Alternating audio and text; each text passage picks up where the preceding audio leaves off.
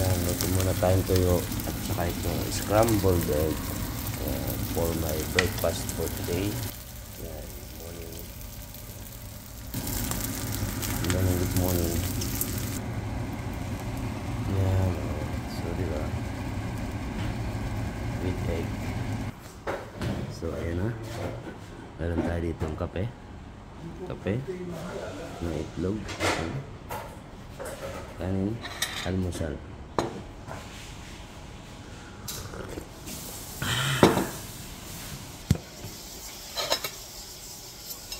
Nahulog pa.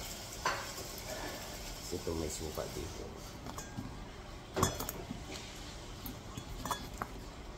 Sit. Wala kasing buhay natin.